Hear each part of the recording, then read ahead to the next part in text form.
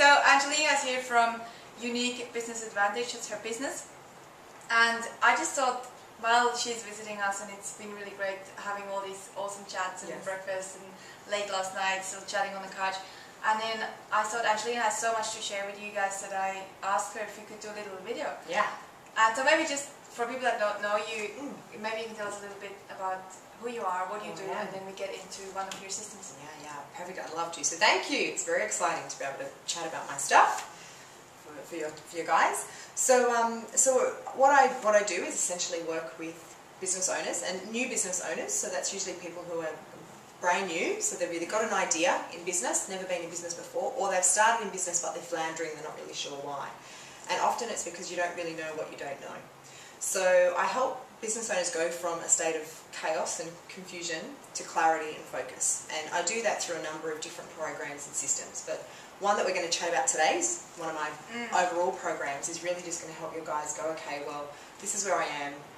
This is why maybe I'm stuck. This is where I want to be, and I just don't know how to get there. So we're going to just have a little chat about each of those steps. Yeah, no, that would be good. And you told me that this 7-step mountain is really good for startups, but it actually also helps people that have been in business for a while, because they might be stuck on a certain level, and you might, by talking through the 7 steps, you might be able to help them identify why they're stuck somewhere. Yeah, absolutely. Cool. Do you have a name for that 7-step? Is it the mountain? Or it is the mountain. I actually kind of call it, well, I call it the business journey. It's the banana mountain. It's the banana mountain. Look at, it looks a little bit like that. I call it the business journey. And it's a business journey because a great business will go through all of the steps, and often they'll go through them with a lot of headaches and heartache and pain. And what happens with a lot of new business owners, they'll go through the journey, but often if they get stuck at any one of the stages for too long, that's when they'll often fold and their business will go under. And part of our vision is that we want 80% of new business owners to still be in business beyond the 2-year mark, because you know the statistics. Well, the only reason we stick to 80% is because within 2 years, sometimes people realise it's actually not for them. And so we wouldn't want them to continue being a business if it's not right, or if they don't like it, if it's not a match. So a lot of businesses probably go through those steps without really knowing it. Yes. Okay, cool. And I think it's a unique business advantage if you know them. Yeah, it is. It's all right. Huge unique. Let's go with the first one then. Let's walk through them, maybe for you guys to walk through each step and see. I can just be the ignorant person and ask questions. Beautiful.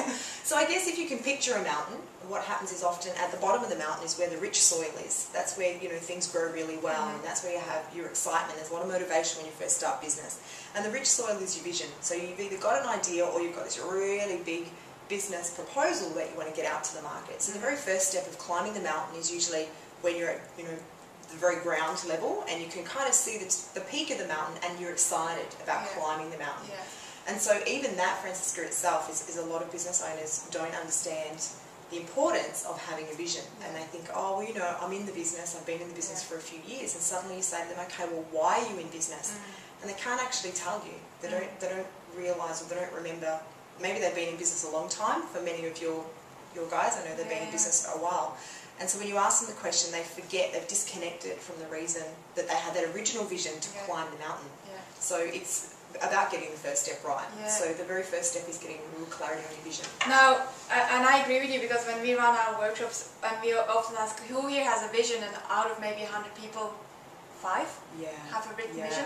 Now the question that I have for you is, when you talk about vision and you teach your guys obviously how to create their vision, do you make it a more external vision, like I want to save the world, or I want to see people smile, or is it more a personal, motivated vision, like I want to drive a fancy car? Yeah, it's an awesome question. So a vision needs to have both. And the reason is because ultimately your vision needs to be externally driven. So it's because you want to assist others. And many of you have got customers or clients, and so you're doing it because you've got something you can give them that's going to make their life better. So a vision typically is externally driven initially, because it's how you can give to others and how you can make their life better. In order, though, for that vision to hold true, for you to continually get motivated, is it has to have something in it for you. So your vision has to have a combination of the external and the internal for it to be a match. Because sometimes the external is going to drive you, and sometimes the internal is going to drive you. So it has to be a combination of both. Okay, so we do talk about, we do talk about what it's going to give others, we talk about what it's going to give you, and then we talk about how you're going to do that, which is how you specialise. Yeah, so I like that answer, and from a marketing perspective, obviously what I would then do is, you help people come up with the vision, internal, external. Now from a marketing perspective, you would take the external one. Yeah. Forget about the internal one just for a moment in terms of marketing, because if you put on your website you're doing this because you want to drive a fancy car, it's not very marketable. Yeah. But if you say you do it because you want to change the world, then it's more marketable. Yeah. I like that though. Yeah. Cool. So what's step 2? So the second step, and this is typically for my gang, this is for startups or new business owners, this is the one where they struggle the most, and it's actually connection. And it's around connecting to like-minded people. So what happens is, for many solopreneurs, and so my market often are solopreneur business owners, or they've got 1 to 2 staff. So they're quite insular, and often if their staff, often the thinking is you can't really talk to your staff about growing the business, which is a misunderstanding, because that's who you should be talking to the business about growing the business, including them in the growth. Many business owners think they have to do it alone. And so they flounder around for 18 months, 2 years, and find that it's really difficult. So the second point is, well, the only way you can bring your vision to life is with other people. I love playing with things. I'm not allowed to. I'm like, put them down, stop playing. You are, we like. How do you find the right people though to connect with? Yeah, so it's trial and error. It is trial and error, because you need to be really clear. Again, you need to be really clear on your vision and what you stand for, which is a big part of what Unique Business Advantage is about. It's your identity and who you are, what your beliefs and your values are, so you can find who those like-minded people are. And you'll quickly know, when you're clear on your brand and what you stand for, if people are a match. If you're not clear on that, again, if you didn't do step 1, you can't climb the mountain to the next. You can't climb the mountain to the next step. And that's typically where a lot of business owners struggle. They'll do things like, for example, they might go to a business networking B&I, they might do a B&I or a breakfast or something along those lines, or go to a council meeting, and they'll keep going, and it just isn't right for them, and they don't know why. And it's because perhaps the majority of the people there don't have the same thinking as them.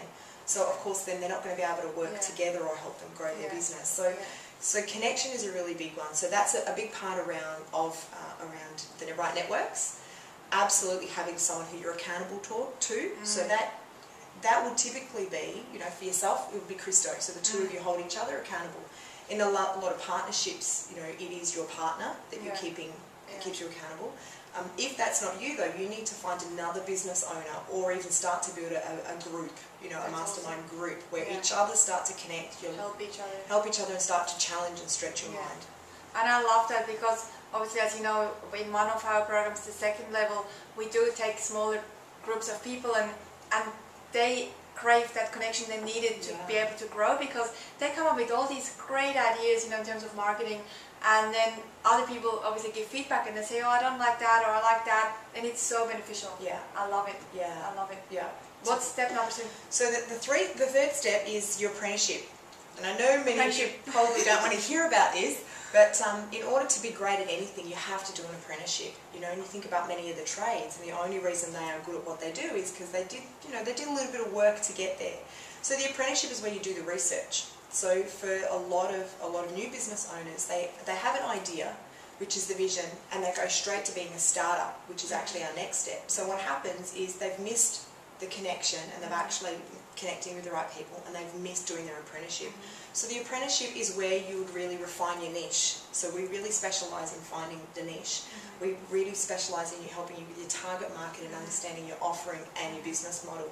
Because if you don't do that, you can't actually continue to go up the mountain, because often you'll start to go on tangents and realise that that's no longer connected to your vision, and you'll start to get a little bit lost. So you've got to do the apprenticeship, and that, that could be a year for some businesses, depending on what the business is. If you've got experience in an area, it might be 90 days. So the apprenticeship's going to vary. Yeah, and you mentioned a lot of startups. Obviously, every startup has to go through that. But even a lot of people that already are in business and have been in business for a long time, that step actually is so important in terms of marketing.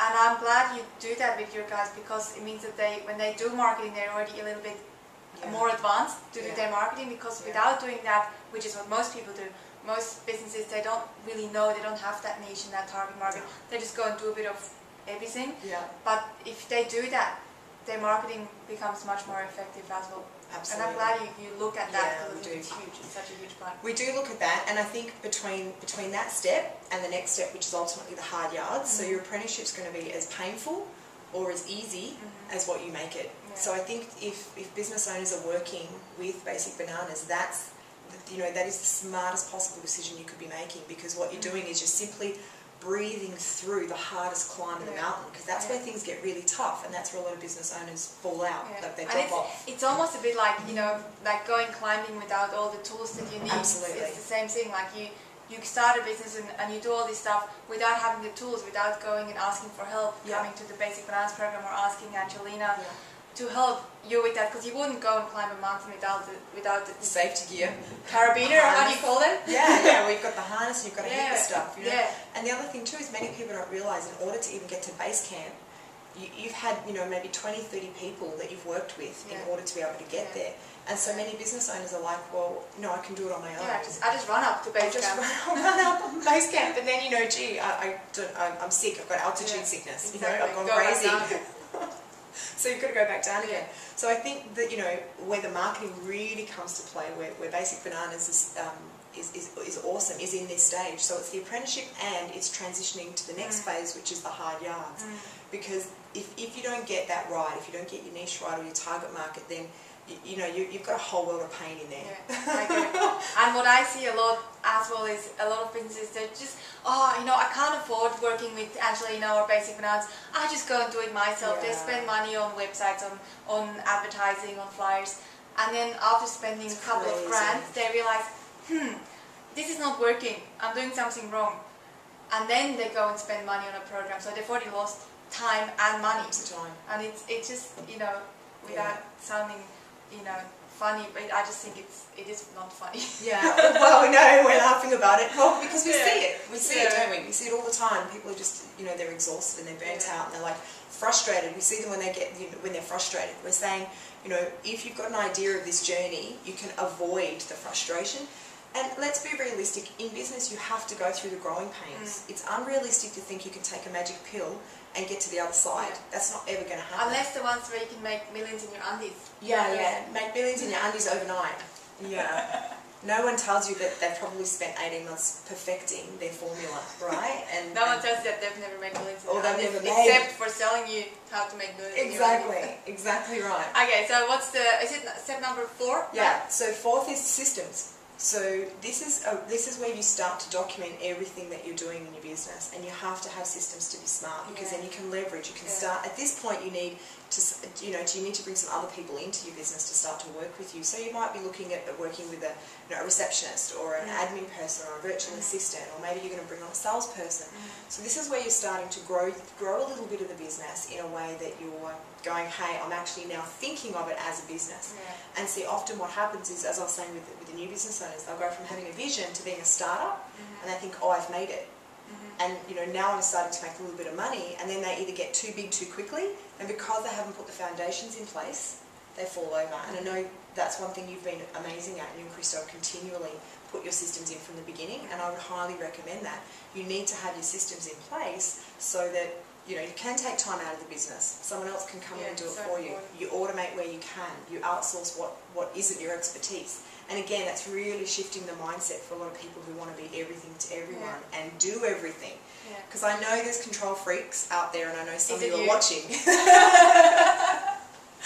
And you know, what I also realize is, you know, once you actually employ one person or 2 people or however many you employ, you will actually almost be forced to systemize more. Because I thought we were pretty systemized, and when we started hiring people, it just forced us to be more systemized, because they don't have the same thing up there that you have, so you have to systemize things to make it more effective. So I found that actually hiring people has helped systemize even more. Amazing point. In fact, I was actually a couple of days ago, I was speaking with one of my clients, and she's got a franchise, and it's like a tutoring. I was going to say creche actually, but it's tutoring. And she's franchised it out, and she wrote all the material. She took 18 months out and wrote all the material. It was fantastic. And she's really frustrated, and we were working with her on our Chaos to Clarity program, and what we found is that she was writing the documents for her so she could understand them, but in actual fact she had 8 franchisees, and they're ringing her with all these questions, and the reason they're ringing her for the questions is because they don't think like her, as Franziska was just saying. So the biggest thing around systems, and this is a little bit of gold that I'll give you, is that you need to write your systems for a 14-year-old. Exactly. You have to write it to the point where you should be able to get a 14-year-old come in. Even younger, 10-year-old. Even 10, probably 10-year-old, come in and be able to follow the systems. And I think that's where we're starting to look at, okay, well, you know, what are you doing from, and this is also linking into marketing fits across these two, because marketing is the majority of your business, right? So that has to fit into a couple of stages, and so marketing fits into this stage as well. Absolutely. Obviously, what systems do you have in place to market your business, but what have you got at the back end, and how is it working in order for your marketing to tick along? So is it automated, isn't it? What social media do you have or don't you? Should you have social media for your business? And absolutely you should, and if many of you haven't, then you'd need to be speaking to these guys pretty quick. And the reason I say that is because the next step is all around community. And maybe just quickly, what I want to add also, because you said so many gold nuggets here. And talking fast now. Yeah, it's good, I like it. She's got a bit of Italian background. I have, I talk fast and I talk with hands. I like it. So, now I forgot what I wanted to say. Come back. Okay, so what you said so many good things, but one of them was, you need to get your stuff that you create, your systems need to be understandable by a 14-year-old, 11-year-old. Now, something that we do actually is when we create our training manuals for our programs, so that somebody else can run them, instead of me writing them, because if I write them, it will have 2 sentences per module, because that's all I need to know. I need 2 bullet points. But, like quick. But somebody else doesn't. So what we do is we actually get somebody else that is not necessarily a marketing expert to do the manuals for us, so to watch the videos and then make the manuals for us, because if she understands it as a non-marketing expert, everybody else will understand them. Spot on. I like that. Good point. So next one was community. Next one's community. It's not to be confused with connection, because connection is right down the bottom of the mountain, and you need to connect with like-minded people in order for you to be able to get to the next step. But now we're like, you know, step 5, we're kind of 5, 6, we're leading others now. And you can't create a community if, of course, you don't have a really clear vision, and if, of course, you haven't connected with the right like-minded people earlier, if you haven't gone through the apprenticeship to know your market, if you don't have the systems in place, there's no way you could start to create a community of people that want to follow you. And that's something that you and Krista have done amazingly. I mean, you've been very clear on your market from day one. And so you've got an amazing following, and you've created this incredible community. And that is where you're starting to ultimately get to the top of the mountain. Because now you can look back down at everything you've done, and you can go, wow, you know, we've come a long way. We've really continued on that journey. But it's at that point that most businesses think they've made it. And like anyone who has climbed a mountain, or even if you've just climbed over a hill, you know that once you get to the top, you get a great view. Of course, you can see so much more, and you feel like you've made it. The hardest part about climbing a mountain is actually getting down to the other side, because you had the motivation to climb the mountain to get there to see the view, and now you've seen it and you're tired. Now you drink a cup of wine and a little bit. Exactly, and probably fall asleep, and then get up and you're really sore the next day, and then you've got to be able to make your way down. So if you don't have the community behind you, then you've got less motivation to keep going and to actually create an even bigger vision, because this is where most businesses stop. They create the vision to the top of the mountain as far as they can see, and they don't realise that the vision actually goes beyond them and beyond what they see. So creating a community is absolutely where the social media has to come into play. I agree. I think community is everything, especially now in the 21st century. People are craving that. People are not just craving a product anymore or a service, because there are so many of them. There are, I don't know, thousands of different banana brands out there. So which one do you buy? And the same with any other product that we have. So it's so important to create that community sense of belonging, purpose, vision, all that stuff that most businesses don't do. But after this video, you will be doing it, promise. It's so important. I think it's so important. Yeah, absolutely. And it leads on to the next step really nicely, which is where you're starting to create a legacy. And I think that, that is where I think business really makes a difference, because you're starting to give back now to the community. You're doing it beautifully with Cosmo. Cosmos, our whale. Cosmos. I don't know where she is at the moment. Oh, really? No, she's out well. She's out in the ocean, but she hasn't reported back. She's lost. She's somewhere swimming up and down the coast. I hope she doesn't go to Japan. No, we don't want her to go that she's far. A happy little cosmos baby. Beautiful. So like your ability to be able to do that, I mean, that's completely... And because of community only. Only because you got to that point. Only because you got to that point and people believed in part of your vision and now you're able to give back. And that's part of the legacy that you're creating, you know, and Basic Bananas is now being known for that as well. And you'll see many businesses who might give back to their local community, or they might have a not-for-profit arm, or they might do a project abroad and those sorts of things. So you're starting to build into legacy, and what do you want to be known for. And legacy is also where you might do things like writing books. And that is absolutely where many of you should be thinking. Only what happens, and we've seen it, I know you've seen it, many business owners, they start in their first sort of year and they're like, I'm going to write a book, I need to write a book, I want to be an author. Write a book on what? You know, I was going to say and that's exactly right. if you don't have the vision and if you don't understand what it is that you're doing and the reason you're doing it, you can't possibly write a book to then inspire others so that they are inspired by you. So, you know, legacy is on the other side of the mountain. So you need to be aware of it, but you shouldn't be doing it until you've climbed to the peak. I agree. So legacy. I so agree. And the book example is a great example. A lot of small businesses, they start out and like, I'm just going to write a book about stuff that they haven't experienced yet. But if you actually first climb the mountain, which is the hard work, and then you have all these examples of stuff that you've done, of experiences, the book will become so much richer. It's not just I do it just to have it. It's really a tool to inspire. And the legacy bit, I think, one thing that I believe, and that's part of our vision, is I strongly believe if the business owner is doing well and better and better and better, it's so much easier to make a difference.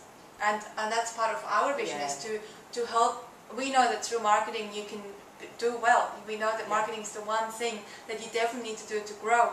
And the more you grow, the more you can make a difference, because the more money you make, the more you can help. Because unfortunately money does help people that don't have it. Exactly right. So I love that. And I love how you time it towards the end and not here. Yes. Because a lot of people are, you are all great guys and you mean well and you want to make a difference here, but if you can't look after yourself in the beginning, you can't look after other people usually.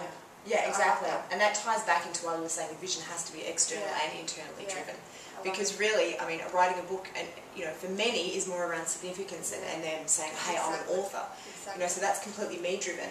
But the me stuff can't be what drives the whole business, because it's going to fall over. You need people, you need customers, you need others to believe in your vision. So, and then you have the other extreme, the only external driven people. They just start a business and they just want to help everybody, but they will never make money because they don't feel like they need to take money, but then they can't look after themselves and the business falls over. Absolutely, absolutely. And the last step, I guess the ultimate step, is the exit strategy.